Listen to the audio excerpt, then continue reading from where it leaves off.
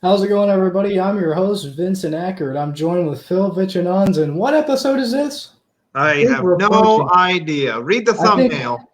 I think we're approaching the big number 30. This is episode number 28, I and was 30 once,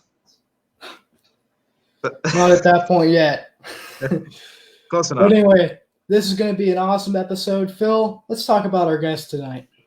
Well, of course. Hey, what we do here, we do the monster trucks on the West Coast far and wide. And one of those first names that pop in your head is this Rising Star. And I know everyone says Rising Star, but I think he's been driving these trucks for like forever at this point. He's been in the business all his life. It's really all he knows. It's motorsports and monster trucks. You can say he's obsessed with it.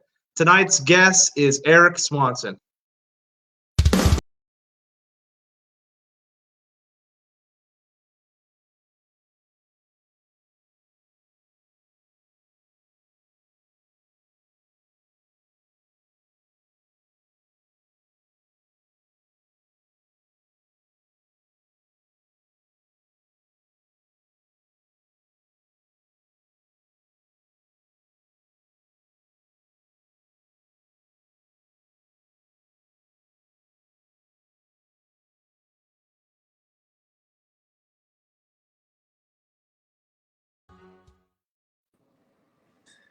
How's it Eric, going, welcome to the guys? show. How are you doing tonight? Good. How are you guys?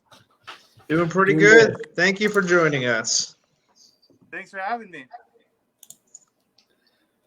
Well, we're going to start off the show like we usually do. Eric, I'm going to ask the question: How did you get your start in motorsports?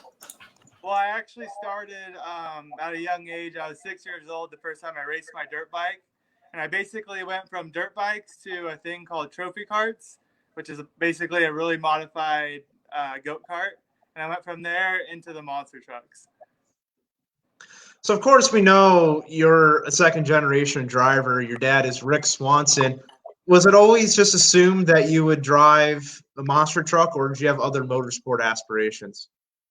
Like I said, with the dirt bikes, I still am super into dirt bikes, but as the monster truck thing went, I didn't really have much of a choice, I guess. I was kind of thrown in the seat, but you know what? I wanted to do it. I've grown up, like you said, my whole life doing it and working on them and kind of just worked my way into the seat. So, what's your earliest memory from being around one of your dad's trucks? Probably when we were rebuilding shocks, just dodging wrenches. No, I mean, I have so many memories with the trucks. I mean, even like all of our friends driving trucks. I mean, they're all a big family to me, you know. So it's kind of been an honor to grow up in the sport. So, were you a fan? I mean, I know it's in your blood, but Well, did you now enjoy especially you. watching? No. I mean, I'm still am a fan, you know. I mean, as I grow up in the sport, but I love seeing trucks. I mean, even when the other competitors are out there racing, I love watching them do their thing, you know. And I mean, you could say I've been a pretty big fan of it. No, I hear you there. And hey, guys, if you're joining us live, I got to tell you right off the bat, make sure you like and share this video so everybody can see what Eric's up to right now and really get his story in his own words. And Eric, you said you're kind of a fan. You look at a lot of the other drivers, and did you take inspiration a lot from some of the other drivers where when you were growing up? Like, I know you could say you look up to your dad, but were there other drivers that you looked up to? Yeah, you know, I mean, I looked up to my dad. You know, I mean, he taught me everything I know about him and kind of grew me in the sport. But as I have other friends in the sport, like the Groff twins, Donald, they pushed me more on the track into. I don't know if it's a good or bad decision, but we definitely encourage each other to go a little bigger than we're supposed to. We touched on this a little bit earlier, but we touched on you driving the trophy cart. Here's a picture of it right here. Now, what was it like driving the trophy cart? Yeah, yeah. I actually started in my first time ever driving one was one of the Fabtech sons, Ryan Winter, let me drive his for during a Monster Jam show. Actually, when they first started doing the trophy carts on the scene, and after I did that, we actually were able to get my own trophy cart, and I actually used to do like these little entry videos or entry before the show for Monster Jam, and at one of the shows in Salinas, one of one of Feld's employees asked me or bet me basically if I could jump the cars or not in the trophy cart, and I took that challenge, and I jumped it over 3 cars and bombed it out so bad that the body peeled off the bottom of it. So how old were you when you were in that trophy cart for Monster Jam? I was I 12? Honestly, don't remember. Because I'm about to say, I know you weren't I over wasn't that 18 old, yeah. because that's a rule now. Right. You Yeah, broke the rule. Yeah, it's kind of a funny story about that too, because I started as soon as I could drive the monster truck is when I was 18, and I wasn't even allowed to crew on the track when I was 18. So I was never really a crew guy on the track per se, but as soon as I turned 18, I was able to drive. So if you didn't go into monster trucks, would you think like driving an off-road truck would be in your more wheelhouse, or would you just stayed on 2 wheels? Actually, I did take a big break from the dirt bikes, and if I were to stay in it, I think I could have gone a little bit further with it. But if I had my choice out of anything, I think I would honestly do. I think rally cars would be super fun to do. So monster trucks are in your blood. Talk about kind of when did it start kind of rolling that you would get inside a full-size monster truck? Well, the first time I drove it around, I was 8, so pretty early on. But pretty early on, and then I guess I kind of just was around them, and then obviously I got to move them around, and then as I was moving around, I would unload them and load them out of the truck, and then after that, I kind of just progressed. And my first professional show, I was 14. So where was your first professional show? Do you remember? Yeah, it was down by our old house in California, but Paris, California was my first show for WGS. So what was that experience like? I would imagine your dad was in the same lineup, but who else was there, and what was going through your mind in your first competitive event? Yeah, I'm trying to remember all the trucks. I think Bill Payne was there.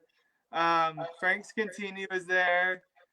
I don't remember all of the trucks there, but I just remember a funny memory about that was I was out first for freestyle, and then Frank and Big Dummy was behind me, and he's basically like almost like an uncle to me. He's grown up. I mean, he's known me since I was born, basically, and he's a really good family friend. And but a funny story was he was behind me in his truck, and he was asking me like about if I was nervous or whatever, and everyone knows pretty much if you go first in freestyle, you're not a favorite truck as if you were going later in the pack.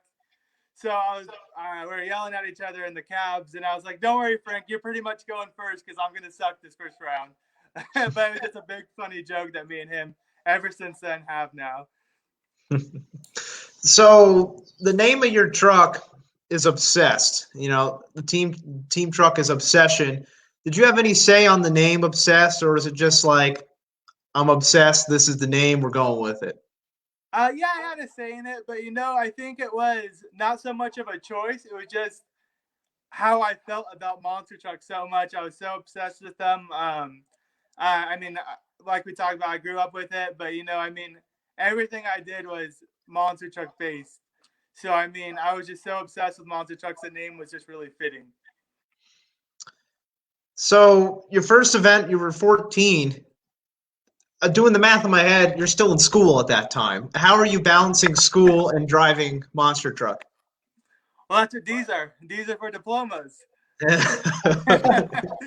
No, we were able to work it out with most of my teachers, and it was tough. A lot of the like now where I actually have to work on everything on the truck. Before, my dad was doing most of the work, which was nice.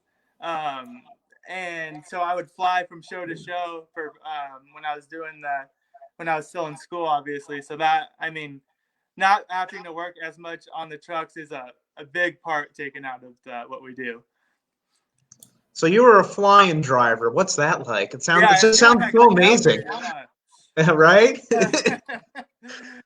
No, it was awesome. You know, I definitely can't take for granted. You know, it was nice to be able to crash the truck and be, all right, see you later. I'll see you next weekend. But you know, it was a great feeling. So I mean, if anyone wants to put me in that opportunity again, I'm all for it. So you're flying at this point. You know, there's some certain events you couldn't compete in at the time. You know, specifically Monster Jam for a number of years. What were you doing during those events? Were you in the pits? Were you sitting in the seats? Yeah. So when the trucks did break, I was in the crowd, and then I had like a limited band or whatever for Monster Jam. So I would see the trucks break, run out of the stands, and then go through the pits or whatever, you know, and get back to the trailer. So I can, once the trucks got towed back to the trailer, I could put the parts that needed to be changed back on, go back up to the stands and watch them. Hopefully not break again, but finish off the show. So you talked about how you rode dirt bikes as a kid, and then you were in the trophy cart. Now I got to ask, does any of that transfer over when you started driving monster trucks? Yeah, actually, I would say mostly from the dirt bike aspect of it, because as you watch us drive or watch me drive, a lot of my driving style is ramp to ramp, or I like to like brake check and try and get the angles right for the ramps. So that honestly came a lot from dirt bikes and judging the ramps. Like with a dirt bike on a track, to do a double or a triple, say, you need to know what speed to hit that at. And that kind of helped me a lot with the monster trucks.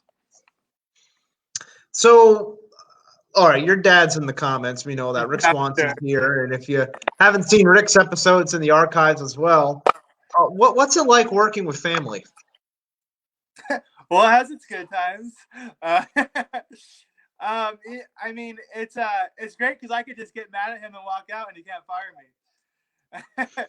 But you know, I mean, it has its good days and its bad days. But you know, as a whole, I wouldn't trade for anything. So you have the job security, but let's say there's a big if. If you weren't doing this, what would Eric Swanson be doing right now? Hopefully making a lot more money. Oh my. No, I think honestly I would I do a lot of the fabrication on the trucks and welding, notching. I think in any type of, I would be in some type of racing form of fabrication job. So a lot of that fab work, is that a lot of stuff that your dad taught you, or just other people that were in the shops at some time? You know, how much did you learn from your dad from the mechanical standpoint? The mechanical standpoint, I would say a lot of it came from him, but I've also, a lot of my friends at home too, and everyone in the business, obviously. I've learned a lot. I think a lot, just little pieces from everyone, if that makes sense. Just being around everyone, you learn a lot. So speaking about learning, we have a comment from good old Levi Shones, and he says, "Hey Eric, what's been the hardest thing you've had to learn while driving a monster truck?" The hardest thing I had to learn. That's a tough question. I think just knowing, maybe knowing where you have to. I think since I grew up with it, I kind of got easier tasks than most on the concept. But knowing where the truck's at is a big learning curve, I guess, because saves a lot of parts when you know where the truck's at. But and just for everyone's safety around you, you need to know when you go into a corner, if it pushes too much, you could be right at someone else's truck or right at the wall, you know. So I mean, just learning where your truck is at all times was, I think, one of the biggest things as a driver. Got a lot of great fan questions and comments in here, so make sure if you have something to say to Eric, leave it in the comments. We'll definitely get to it. Got another one from Mike Menner from the Warhead Mini Monster. He says, "What is Rick's rev limiter set at in his truck?" I don't know about his, but mine doesn't have one. Fair We enough. have another comment from Travis Groth. I think that was coming off of Levi's question. He says, how to not roll over? What? How to not Travis, roll over. Is that for him or for me? Uh-oh. Because last place I saw his truck, it was rolled over in a parking lot. oh, man. Those are some shots there. All right, let's see what else we got here. Well, we know you're big into RC trucks. We have a comment from Dan Agosh. He says, talk about your RC life. Yeah. Well, speaking of the twins, they make me spend a lot of money on RC cars. But yeah, we on the road with the twins, Donald, and a lot of the other competitors. We are definitely very big into the RC cars.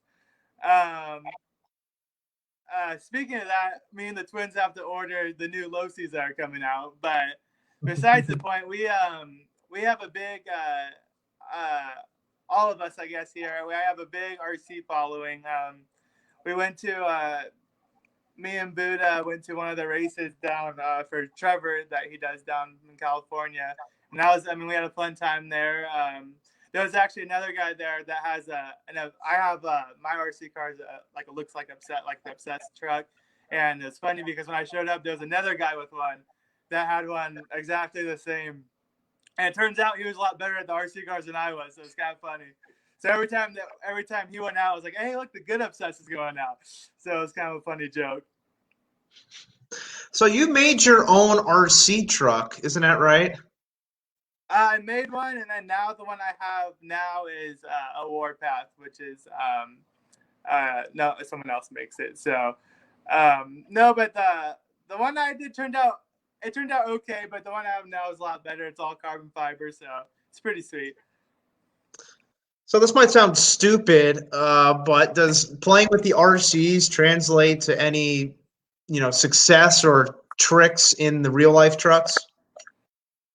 I mean, you can say a little bit. I mean, they do react pretty similar to a real truck. They're a lot more fun. They don't hurt as bad either.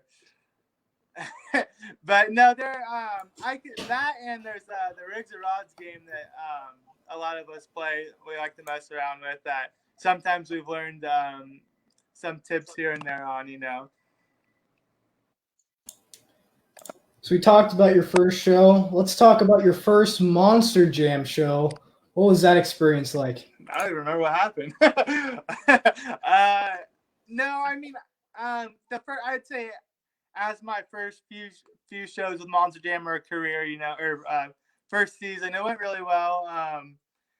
Really kind of just followed everyone's footsteps. I mean, I knew I'm not gonna go out there and win anything, But it was good. It was fun. Kind of just had to feel the truck out. Never really took it off that scale of jumps, that big of jumps. So I mean, it was fun. It was a good experience, that's for sure. So you're lining up against, Gravedigger and Max D. Is the pressure just get a little more intense? It's not like the fairgrounds where you're racing and beating Wrong Way Rick every week. Now you're up against Gravedigger. So is it a little more stressful at the starting line? Yeah, I remember I raced Dennis for my first time. I think it was my first or second year into it. And, when you race someone like that, I mean, it doesn't get much bigger, So obviously the nerves definitely kick in. And, but as when I used to race dirt bikes, I don't let the pressure get to me too much, But I think racing those caliber of people, it's definitely, it's the only place you're going to do it. And I mean, you're on the top of the world in a sense when you're racing them, We have another question here from Travis Palm, and he says, any plans to come to the Midwest for Monster Jam or independent shows? I mean, we when we go out there, we can't just get one show and drive all the way back. I mean, the fuel, we can't make it work price-wise, but as long as we can get a couple of shows out there, we're definitely game to do it. So you've been a lot of places. What's the coolest place you've been with the Obsessed? With Obsessed, honestly, I mean, all the places we've been to. I mean, we've been to Mexico. That's definitely an experience in itself. Going down there, seeing how that is. We've been to Canada with it. I think. Oh no, but honestly, my favorite spot I've raced at was probably the Vegas track in San Boyd. Was one of my favorite races. And we'll So talk about that. Yeah. Go ahead, Vincent. I was going to ask, so who are some of your favorite people to race against, independent or Moss Jam? Who would those people be, other than your dad? Right. Yeah. My favorite people would be definitely the twins, because I don't know why, but every time me and Tyler race each other, one of us crashes for some reason. But the twins are definitely one of my favorites. Donald, me and him have a long history of races together and have fun together. Bill Payne, we always both lay it out on the line. Those are honestly probably be the top. That those are probably the worst for pressure wise, because I know if I lose to any of those guys, they're gonna talk trash on me later. So it's probably one of the worst. I'll tell you, there's a lot of great comments and questions that are keep on coming in. We have another one from the infamous Buddha. He says, believe it or not, last show we were at, Wrong Way Rick beat Eric twice. Oh no. we had a bad judge there. A bad line judge. All right, fair enough. The line was crooked. Well, all right. Another comment from Wrong Way Rick. He says, ask him if he remembers where his first rollover was. I think that was in Mexico. Pretty sure. Yeah, we were in Mexico, and there was a single car stack there, and each time I hit it, I was hitting a little bit faster, and this is back when I first started, so I was like, oh, I could hit it faster. What's the worst that could happen, right? So I hit it. The rear steer line blows. So only the one rear tire hits it. I roll over, and we roll over, get the truck back flipped over, and so we're in Mexico. It's sort of safe there. So as we roll it back over, all the fireworks go off, all the ashes are landing on all of us standing there. So it was definitely an experience. I got another comment here from the old red truck, Jeffrey Fielding. He says, hi, Eric, watching on the East Coast. Had a scooter out the other day. Yeah, so that's a fun story. So Jeffrey, all the people from Bad Company, basically our whole entire tour got that.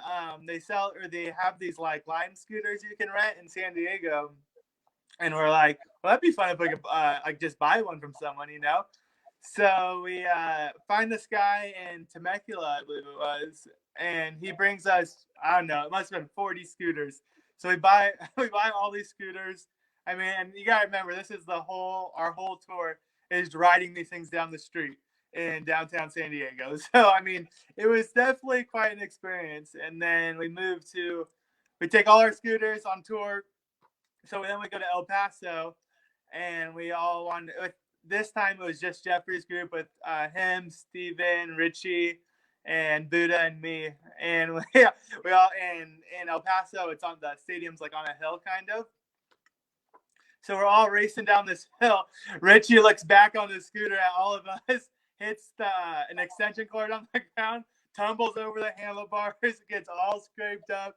It was all banged up for the next show. It was pretty funny. Oh my. That's what happens on tour life stays in tour life sometimes. Yeah, that's for sure. I got another comment here from past guest. I know it says Deborah, but it's actually Rick Corcio, and he says, knowing monster trucks, would he ever want to build tracks? And does he remember the music video for the French singer that won The Voice in Victorville when he broke an axle midair, losing a wheel? Yeah, I do remember that. So that was a couple years ago now, but yeah, we it's kind of funny he says that, because on tour when we went on Ed Beckley's tour, we were the one, me, Travis, I was running the water truck most of the time. The twins were doing the tractors. Not sure what my dad was doing. I think he was recording YouTube. But we were actually building the tracks ourselves, and it was kind of a great little gig we had going. So it was kind of fun, actually. So I got another comment here from Travis Palm, and he says, what was the backstory behind switching the body from the modern Super Duty to the older-looking Ford body? And I would throw one in between because you had a trophy truck body in between that. So what's the process from changing body styles? Well, I guess we'll start with the trophy truck one. That was when we did the I don't know if you remember. I'm sure Phil remembers. He's a monster truck fan. But we did a Robbie Gordon monster truck series when he did his stadium trucks, and we wanted the trucks to just look a little bit different, more like the off-road kind of truck look. So we went with the trophy truck body, and I ran it for a couple of years, but we had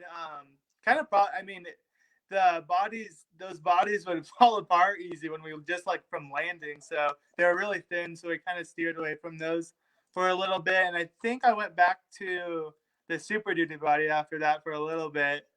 But going to the F100, I actually have a street truck that's a full pre-runner. I mean, it has all long travel on it. We built it in-house, and it's a 68 Ford. So we were kind of kicking the idea around. We were like, well, it'd be kind of cool to have, once that's done, to have the monster truck look exactly the same to it, you know. And Steven with Tim Mente, he has a street truck that's an F100 also. So any F100 out there, it's either me and Steven, and kind of the backstory on that. So yes, I do remember Stadium Super Trucks because I was there. Of course I was. What was that like? I mean, it was such a unique series, and it didn't get to last too long. But you were a part of a majority of the events. Yeah. Luckily, I was able to do a lot of his races, and it was definitely. It's kind of funny because it's more of a dirt bike kind of track he set up. So I was like. For me, I was like, hey, we might as well try it. It's kind of cool. We had a lot of over-unders there. And a lot of those tracks were concrete and steel ramps. Instead of using dirt, they just built aluminum ramps we were jumping off of. So that was pretty cool. And then we went to the LA Coliseum Forum, and it was a big step up through the arches in the Coliseum. And I believe one of the trucks took off a couple of tiles because it was so tight. I mean, we had like 3 inches on each side. It was insane. So what do you say has to be your favorite body you've ran on Obsessed? I would have to go with the F100 for sure. I mean, when we first debuted it, it had everyone. I mean, it seemed like everyone was talking about it. So, I mean, and we stuck with it, and we just recently changed it to a new design. So I think we're going to stick with it for a little while now. We have a question here from Buddha. He's back. And he says, are you and Tyler still going to build the 3-seater truck? Oh, man. That's top secret information right now. Well, me and the twins are in the works of a little something. So we're going to try and get that project out soon. Oh boy, we see nothing, we saw nothing, we know nothing. But hey, another comment from Buddha, and that's something where I want to go to next. You know, you've had a lot of key victories in your career. What was it like winning in Anaheim for the first time? For the first time, that would have been a freestyle victory. That was one of really memorable things for me. It was my first stadium win, you know. So it was really cool, and actually another cool factor in it, Dennis was there, so it's kind of cool to be able to say I beat him, you know. But yeah, it was funny that I would say the winning jump that I did was a big transfer from when they used to do the big pods in the middle from the corner all the way to the other side. And me and Donald actually had a bet. We had so it's from the corner pod all the way across past the step up of it, and he's like, "There's no way you can clear that." And I was like, "Yeah, you're probably right." And then when I got back in the truck, I was like, "I have to do it." I did, because if I do it, you know he has to do it. So it's kind of a funny little thing about that. And you did it, and you won, so that's props to you. Besides, right, yeah, of course. But one thing that's interesting about a lot of your Monster Jam statistics is that you would consistently have a big win every season. Even this year, you had a big racing win. Was that always something you kind of kept in the back of your head, that you were always very consistent and you're always winning at the right times? Yeah, I always it was funny, but when we were doing rebuilding the truck for this last year, I always try and set a goal. Like the previous year, I said no matter what, I want to try and win a freestyle, a stadium freestyle. And then this year, my whole goal is just to win one racing one. Just because I've done okay in racing, but it's not my freestyle or like the best trick has been my specialty normally. So I was really focusing on racing, trying to get at least one win, and I was able to get it. So it was pretty good. Yeah, you talk about best trick being your specialty, and you recently started doing moonwalks or stoppies. So, what was that learning experience like? It was good.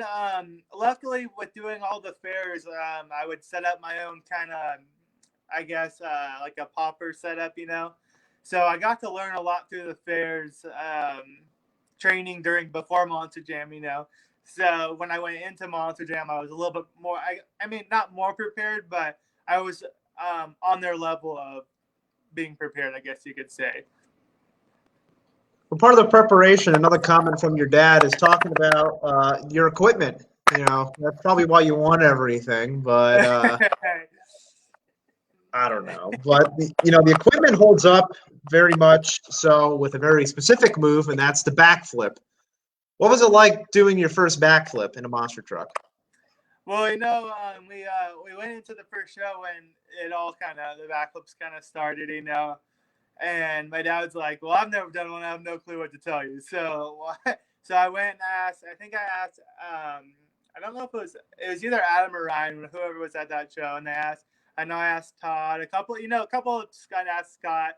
A couple of people that I know have done them and done them successfully. So, and they gave me kind of the whole kind of how to do it. I mean, there's a way to do it, but I mean it's a 50-50 shot pretty much. So I kind of got some tips from them, and then my first one actually it went pretty well. I just broke a front tie rod, kind of landed on the front end a little bit, but yeah, actually the first one surprisingly went really well. What did your dad have to say? Don't crash and good luck. Oh man. Well, that's I'd love to see Rick do a backflip one day. That'd be really cool, like a father and son backflip thing. Or yeah. Right. Oh, We both know that's not gonna happen. Oh, okay. Well, oh, he just called you out. this is never. He says never. Well, I've been in the monster truck business long enough to know to say never. So. Okay, Phil. Yeah. Okay, so you're building a lot of wins in your Monster Jam career, and there's kind of a level where you want to reach, and that's to get to the World Finals, specifically at the time the Young Gun Shootout, but now the Showdown. Was that a goal for you to make that competition? Yeah, when I first got asked for it, it was an honor. I mean, it's not everyone that races Monster Jam gets to go, so just being able to be noticed, I guess, like them wanting me to go, it's awesome. The first year I kind of sucked at it.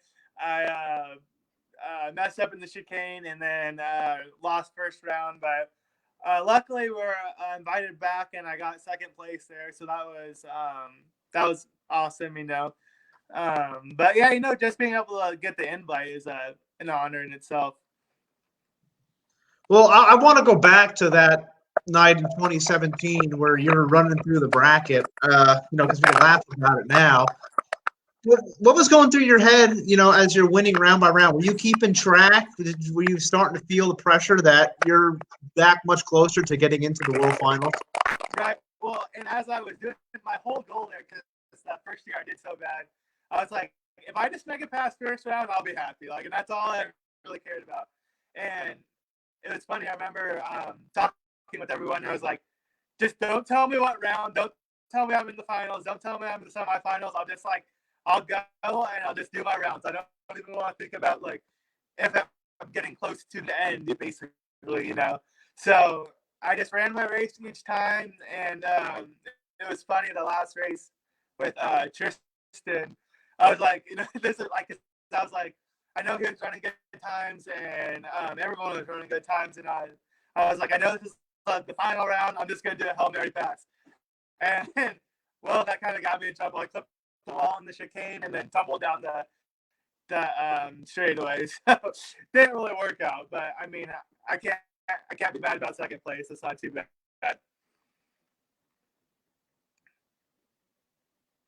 Can't hear anything he's saying. I'm muted. All right. Hey, Eric, do me a favor and rejoin and join back in the stream. You sounded like a robot a little bit. All right. So while Eric is going to rejoin, let me tell you a personal account from that night in 2017, because I was running one of the timing systems that night at the World Finals, and I remember setting up kind of the same mindset as Eric, where as long as he just gets one round win, that's a win in our book. And I remember he went out there, he beat Bailey Shea, Scooby-Doo, round one perfectly fine. I can go home happy. Good World Finals weekend. Then he goes out there and he beats Jared and Eichelberger and Max D, and then it's like, oh my gosh, it's happening. Like, this is crazy. Semifinals, he beats Ryan Disharoon and Saigon Shaker. Now he's in the final round, and at this point, I'm like shaking. I'm an emotional mess. Like, this is crazy watching Eric. He's running through the bracket. And then maybe my favorite part, somebody had to record this. They interview Rick in the pits, and I don't even remember who the host was in the pits. Give me 1 second here. So just open the link. We're trying to get Eric back in here and try to get robot mode back in gear here. Anyways, so they interview Rick in the pits, and I don't even remember what the question was the host was asking. And at this point, everybody was like thrashing on the truck. The thing was like spitting fluid out or was running hot or whatever, and everybody was finding water bottles just to get that truck running. And I remember them asking Rick whatever question, and Rick just pauses and he's like, "I'm just so proud of my son." And it was like, it was like a lifetime movie moment right there. I'm trying to get Eric back in here, and then as Eric said, he went tumbling down Thunder Alley in the final round, and it wasn't meant to be. I was miffed, but it was an emotional roller coaster, and I know we can joke about it now because it goes on. So, Eric, I was just telling everyone my personal account from that World Finals night where he almost won the showdown. Oh, yeah. I was an emotional mess. So you can go back in the tape. Yeah, and here we are. We're still here. I can't believe it. Gosh darn. But, yeah, no, that was a cool moment, and I think that opened a lot of doors for you, too, to kind of keep your star at a high level, and you will continue to remain consistent. Do you still have aspirations to make the World Finals? Yeah, I mean, as long as if we're invited, we're there. But I think throughout the Monster Jam career, if we can get it, we'll be there. But if not, we're still trying for wins and doing good. Hey, that's all that counts. Let me see what else we have got other comments in here. Oh, I know we have a lot of our mini monster dads in here. I saw one way back from Lee Plato. He said, what's it like now knowing that a lot of the kids that you kind of mentored when they were kids are now going to be racing against you in full-size monster trucks? Yeah, it's fun when we're at the because a lot of the mini monster trucks are at the fairs we do, and it's fun because all the drivers talk the kids into going over like the bigger obstacles, and the dads always get mad. They're like, don't go over there, you're gonna break it. Like, oh, you're fine. So it's kind of a funny joke, but no, it's really cool, knowing that they're kind of looking up to us, and they always like a lot of the mini monster truck drivers like to sit in the trucks, and we don't care, we. At least for me, I've been in there wanting to sit in the monster trucks when I was their age, So it's kind of a cool aspect, I guess. So I know the mini monster game really didn't exist when you were a lot younger, but I'd have to imagine that you would have been in a mini monster had, the timelines lined up, wouldn't you think? Yeah, I think I definitely would have. That's what in a sense, kind of, I think that's what the trophy cart kind of was for me, because I was able to be by myself, jump something, go as fast or slow as I want, you know. So I mean, I think that was kind of my mini monster truck stage. We have a question here from Fernando Martinez, and he says, "What mental or mechanical preparation is necessary for you to feel the most comfortable inside the truck?" We actually have, we call it pre-racing. So it's a huge checklist we carry, and we go through top to bottom, all the oil, all the fluid levels, make sure everything's torqued right, make sure, I mean, just completely go through the truck. So as a driver, knowing everything's checked off, everything's solid, it's a good mind state, I guess, for me at least. So, for those that didn't know, you guys moved. Let's talk about the new shop. What do you think about that? Yeah, I know it's awesome. It's 6,500 square feet. It's a lot bigger than our old shop, that's for sure. So we want to start doing a lot more projects out of it. It's a lot colder here. We're up in Idaho right now, is where we moved to. But yeah, it's a lot different up here. It's a real small town, so it's definitely a different atmosphere for sure. So, what's it like knowing that you now have a practice field? Yeah, we actually have. So it's mostly weeds right now. We haven't got much done in the yards, but we want to do a monster truck, like a little pod setup, a little test track. And then I'm still into the motocross a lot, so I want to do my own dirt bike track. And then we also were into the side by sides a little bit too. So we wanted to have like basically 3 separate tracks for everyone to come over and hang out and mess around with. And the twins are supposed to be bringing their tank. I don't know what's happening with that, but that's supposed to be coming. So we'll have a lot more YouTube content, hopefully. Oh man, that's exciting. Cheech, I'll get to your question. Somebody's spreading lies here. Don't worry, buddy. But since we're talking about the YouTube channel, what's it been like creating YouTube content?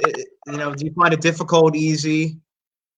We've actually found a lot of our followers or subscribers.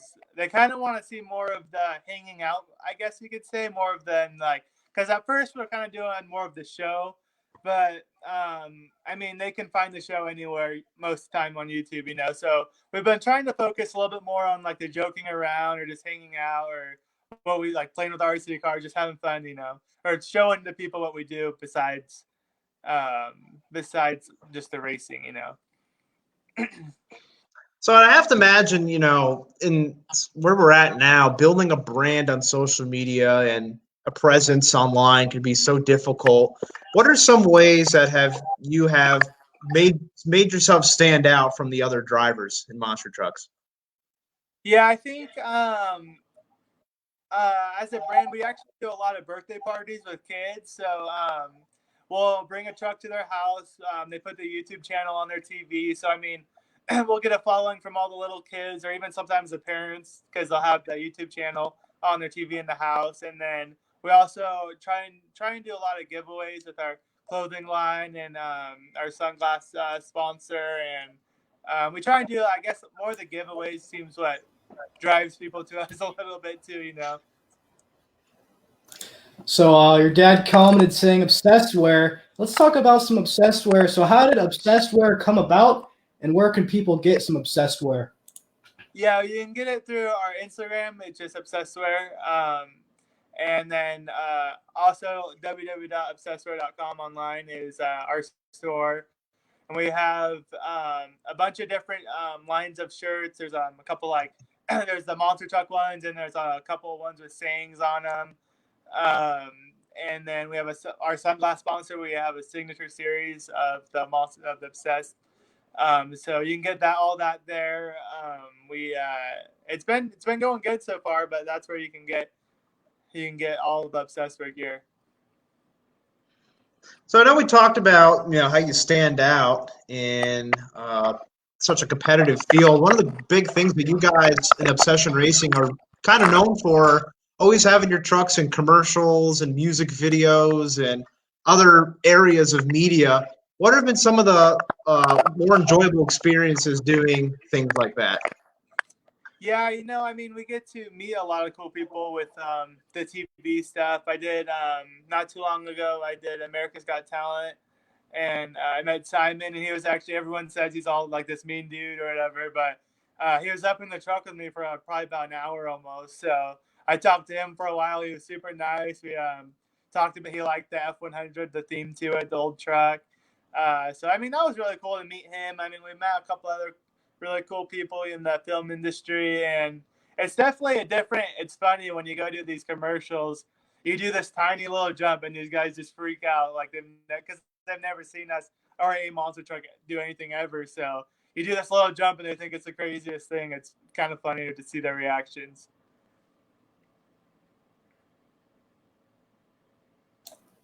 Does he know we can't hear Phil, him? you're muted. Yes, muted. I do now. I'm a rookie. Don't worry. No, I'm not. I just act like it. That's why I interview people like you. So, but no. Okay. So, the last music video that you participated in, who was it for, and what was that like? The last one we did, I think was I think it would have been the Young Gravy one.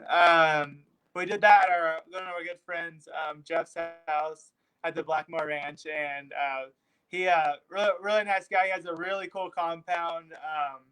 He does. He's really into the dirt bikes. He has a bunch of dirt bike tracks all over his yard. But yeah, that one was really fun. He actually he rode in the monster truck. We did like this little lap around his circle track, and it was a pretty fun experience. I mean, it was an all day thing like normally it is. And then it was funny. Right after that, we went to another show that same night, and on the next day we were racing. But it was a fun time for sure. So you've driven a lot of different trucks in your career, and I have the list. Of course, you knew that. I'm gonna read off. Yeah, I'm gonna read off a bunch of them. So the first one being Wrong Way Rick. That's one of the team trucks in the stable. What's it been like driving a backwards facing truck? Yeah, as it's an identical truck to mine. So as I guess the how it handles and stuff like that was exactly the same. But it's funny when you go up to the crowd, just to like drive by or like to wave or whatever. It's funny you see everyone look at it, and then like the next second you see everyone point because they realize like what has really happened, like how the body's on backwards. So it's kind of funny to see everyone's reaction to it. But as driving it, it's the same as mine. Well, I mean, not as good, but it's pretty close. Well, another body that's been on your truck was Bigfoot. How did that come about? What happened was the guy driving Bigfoot blew up the transfer case in his, and we didn't have the bottom gears for the T case. And so instead of, and in the contract, they needed Bigfoot to run. So we're like, well, we'll just put the body on my truck. And I mean, my truck doesn't need to be there, so we put it on my truck, and it was really cool to say he drove Bigfoot, essentially. It was funny too because when in the intros of that show, when they introduced our truck, they cheer or whatever, and then when they did the Bigfoot one, I was like, man, these guys never cheer this much with my other bodies on it. It was funny. Bigfoot power. Let's see. Yeah. You're like one of like 50 people that have driven Iron Outlaw. What was that like? It was so that's an older Patrick that the cradle and I believe the shock mounts got redone. So it was a similar truck to like what the Wicked Strong one is, my old truck. And the shock package is a little bit different than mine, so it felt a little bit different than my older one, but not too far from it. You also drove Troublemaker. That was up in Canada. Blew it up too. Yeah, we Tyler, his wife, was having their baby, and so me and Travis drove up there, and that was a fun experience. There's a guy that went with us named Seth. He has a tow monster truck. And he's an interesting individual. He's funny though. He's a good guy, but we had a lot of fun driving there and driving back. And I was racing Jim Kohler, I believe, and it was my first ever throwdown show. So I was obviously big jumps, big obstacles there. But we had a lot of fun. I was racing Jim Kohler, and I blew up Trav's motor and put a hole right in the oil pan, so that wasn't good. So I was out for the next day. I believe it was the next day, and it was a fun experience though. I mean, running with Elliot was definitely was really fun. And I'll make this the last one. You drove Hooked on the TV tour, the Fox Sports 1 tour. What was that like? That was fun. Steve and Steven, they were good, really good guys. It's funny, before I went out, I was talking to Steve Sims, and I was like, because I've seen how Steven drives. He drives it hard for sure. So I was like, how do you want me to drive this? Like, do I drive it like Steven, or do you not want to break a lot? And he's like, you just have fun. And I was like, okay, what is that? Like, you could have fun both ways. So, it was kind of funny. He was real easy to work for, real easy to drive for. We had a good time. And yeah, it was a good experience. I mean, it was a solid truck. No complaints with it, that's for sure. So all these different trucks you've driven, is there one truck out there that you would love to drive? Honestly, I think mine is so set up for my driving style is probably honestly the one I've liked the most, But being able to drive everyone's different trucks is seeing like if I could drive someone else's and they have something that's a little bit better than mine, but I like more whatever else of mine I like more, But we can kind of take different tips and different feelings from other trucks to put them towards our truck was kind of a cool experience to me. Another past guest we have in the comments is Juan Munoz. And Juan says you've driven Maniac as well. So what's the backstory behind that? That one, Dave Smith owns, and that was a funny story because I actually broke my truck, and I believe it was the kingpin that got messed up, and we had the parts, but we couldn't fix it in time for the next show. And so I was like, well, my truck's out or whatever. And Dave Smith, actually, I believe he hurt a rib.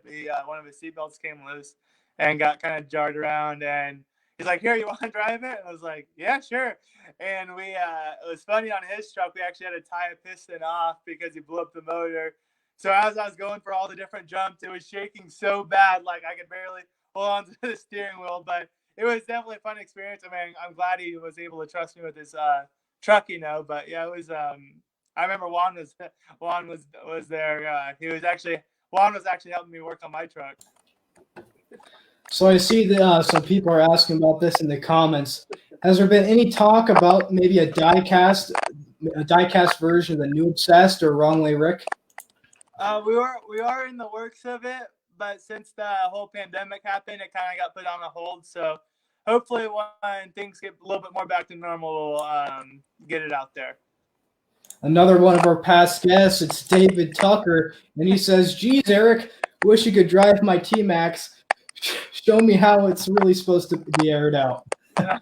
Now, he does a good job at airing it out. We do a show in Sublimity, and he definitely hits the bus pretty hard like the rest of us. But all he has to do is give me the keys. I'll give it a shot. Oh, man. All right. Hey, I think it's that time of the night where we show more pictures. It's a segment we call, I don't know what it's called anymore. Show me that picture, name that photo.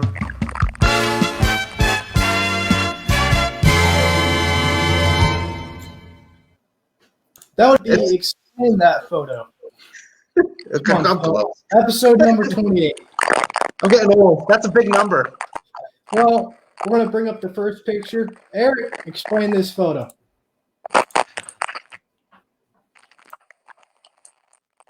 I didn't hear you guys. Say it again. Am I in it?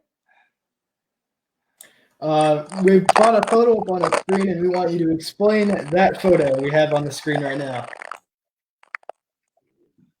Eric, you're cut out again. Why don't you rejoin and come back in? All right. Well, pull that picture up. We'll talk about it. We'll talk about it. I believe this is actually a hero card. Hero card, Phil. You want to talk about that? This is one of my personal favorites in the collection. This is, and I'll let Eric kind of explain a bit here. You know, at the time, he was the world's youngest monster truck driver. That was a very big deal, and I guess he had a deal with his orthodontist, and the orthodontist had these at his front desk, and a couple of them are still floating around, and I have one upstairs in my room with all my other Obsession racing gear. So I walked away. Yeah, I like it, man. That's a favorite one, man. So a lot of people don't realize when Eric got into it, you know, he was really the world's youngest at the time. So that's such a big deal. You know, being so young. I mean, there's so many people that get in the sport that are like 3 times the age of him. So it's a big deal. All right, Eric, can you hear us? Barely. Uh-oh. Well, It's kind of fuzzy. well, we're going to keep trying. We're going to show a picture, and you're going to have to explain it to us. All right. So that was the Erickson orthodontist. We actually did some sponsor work for. He did all my braces, and we did a little trade out for a sponsorship, and we did a little like open house, I guess you could say, for his orthodontist office. So that's how that came about. Got another photo coming right at you. That was in Tacoma. So that was, what did they do? 4 shows there, I think. And, 4, probably 5, yeah. Too many. Yeah. And that was, I think, after the second or third day show. And yeah, basically ripped the whole champagne off, and all the shocks came off with it. Pretty much just left everything on the track of that corner. Well, there you go. We got another photo. So that was right when or pretty soon after we got the trophy cart. We took it to there was a Lake Elsinore dirt bike track by our old house, and they had a short course track, and that's where we took that. But the funny thing about that is it's a long tabletop, but the trophy cart is so slow, like out of the gate. I started like way back, and I turned like because there was a turn right before the jump, so I started way back and missed the berm, and like so I just have a straight shot for the jump, so I could clear it, but I was still like barely getting it. It was funny. Here we have another one, and this one was sent in by Juan Munoz. What is? Looks like you and your dad. Where was that? Can't remember. What's that place called? It's right out. Is that Bakersfield? I don't know. I'd assume so. Yeah, I think it's Bakersfield. Cyclops. Everything's red. Yeah. That one Help me, Juan. A bad show. Juan showed us a good burrito spot, actually. So we got a bunch of burritos and stuff before that show, and I think something. Everything went pretty well. And they confirmed in the comments it was Baker's Guild or Bakersfield D. So you're right. Right. Yeah. Well, there you go. So that was after I obviously graduated.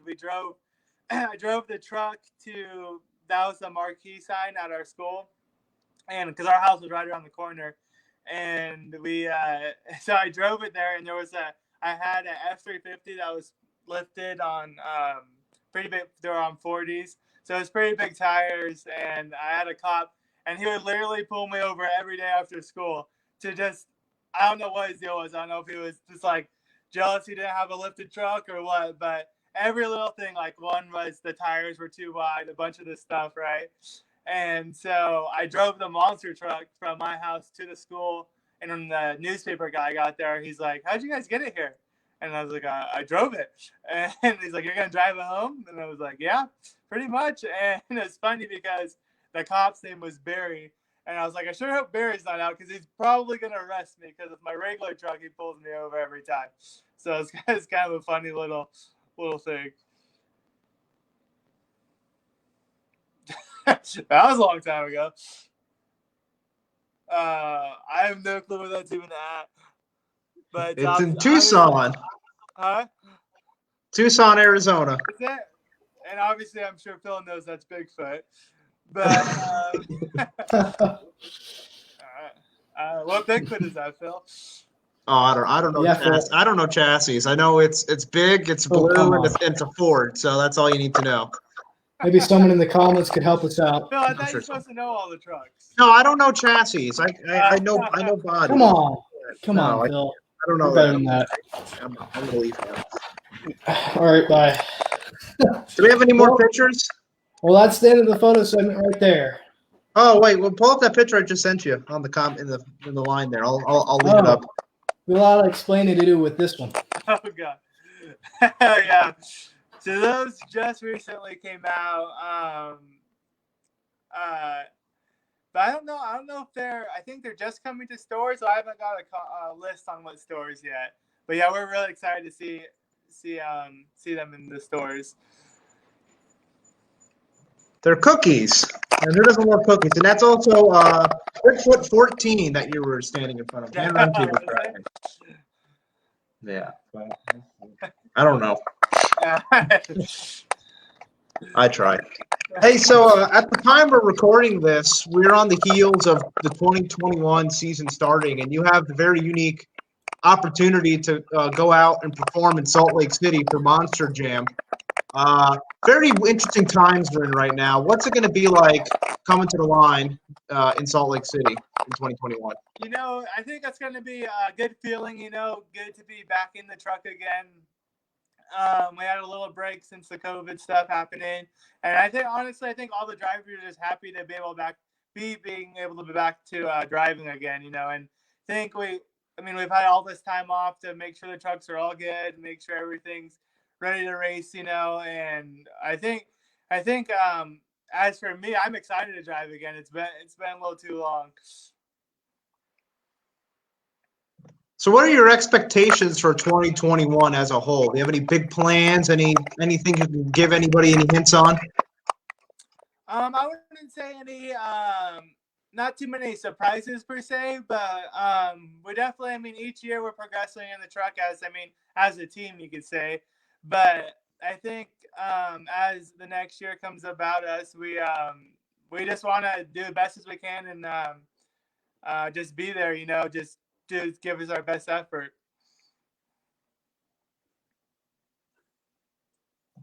Hi, it's me again. We'll talk about some of the interesting people you hang out with on the road. I know one of them you look up to a lot is Donald Epidendio with Titan. Do you have a good Donald story you can share with us?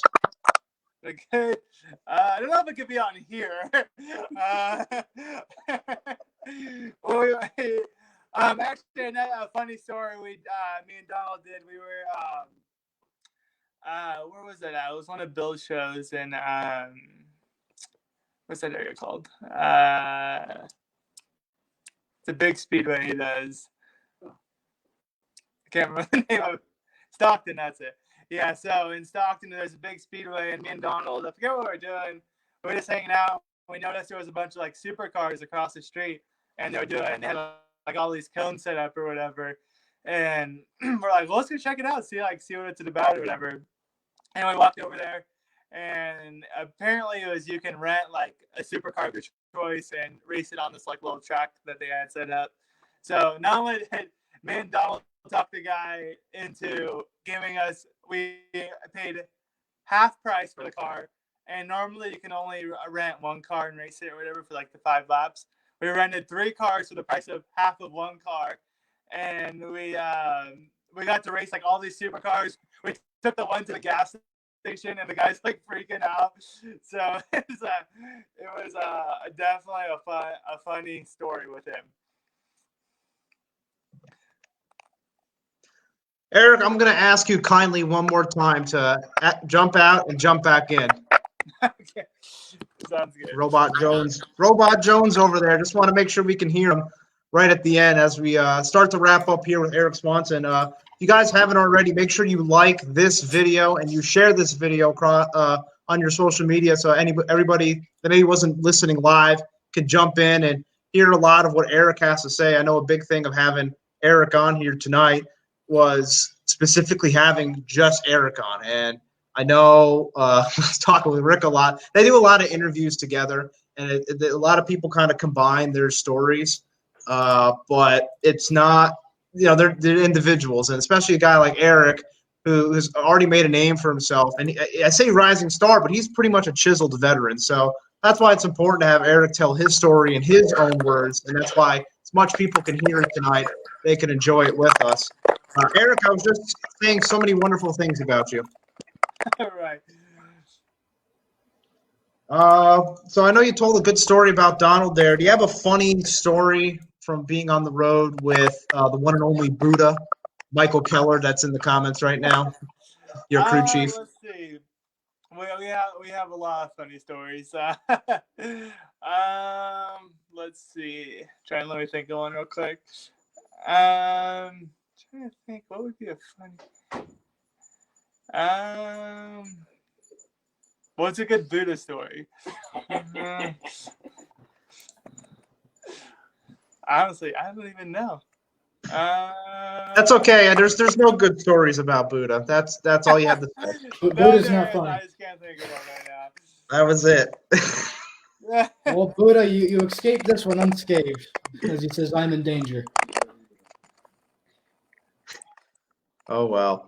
But hey, do you have a good story? Okay, go ahead. Nope, he's got one. It's the one he just called me. So we're all in so when we go from the shop to work, or from the house to the shop, we have like our living room is where we like eat all our meals at.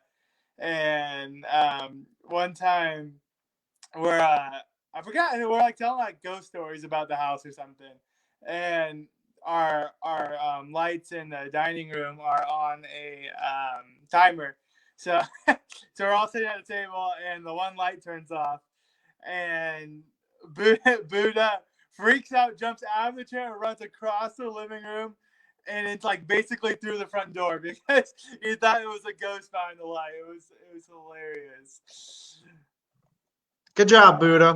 Yeah, we got one in there, buddy. I'll ask one more story. Do you have any good, funny stories from being on the road with your dad? Funny stories. Yeah, actually. So when I was pretty little, before I started racing the trucks and stuff, we had to go. I forgot where we're going from, but it was basically we had to go through a blizzard of snow. Yeah, and we so like I was just a kid, like I was like just sitting up front with him or whatever, and I look over at him and it's like white knuckling, like bending the steering wheel on the semi, like looking through the window, and I was like, what's wrong with you? And the snow was so bad, he was like basically just trying to keep the semi in a straight line. So it's kind of a funny story about we always joke with him because when I was a kid, I was like, why are you eating so much? So now we know when he gets nervous, he eats. That doesn't come as a shock to me. So hey, that's we'll leave it at that. Hey, you've done a lot in your career here. I know as we slowly wind down here tonight, what has been your favorite moment in your career thus far? My favorite moment.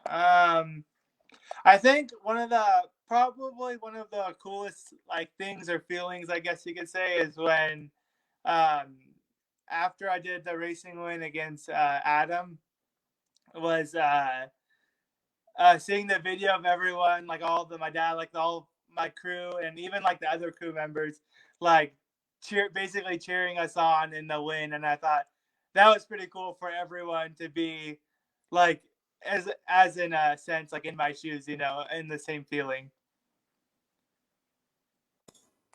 So for the 2021 season, actually in the 2020 season, you guys had the Obsessed YouTube channel covering shows, which I know a lot of people liked. Do you guys have any plans for that for the 2021 season?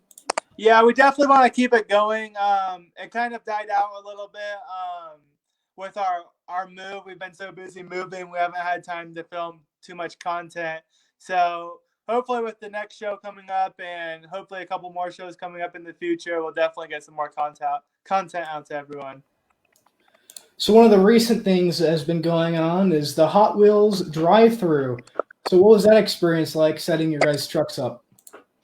It was almost like a family reunion. I mean, all those drivers we normally see at fair times, but we never like really see them all at once, So it was awesome. It was fun. We all got to set up our trucks for I think the 2 days or whatever it was, and kind of just got to hang out. And it was kind of funny because all the drivers sat around and watched Bigfoot. I think Bigfoot 5. Whatever the tall one is, the tall one get tired up, and it was funny. We were all just like little kids watching it, just because we've not a lot of us have seen it get actually tired up in person, so we were all curious to see how it kind of worked, So it was kind of a cool thing to see in person. This is going to be my final question of the night. What advice do you have for someone looking to get in the monster truck industry? I would honestly say start with if you're young, start with some type of racing background, because once you get into the trucks, it really does transfer over. Like we talked about before, knowing where you're at in the vehicle or where the vehicle is at is obviously a big part of it. And just getting to know the feeling of going fast or catching air.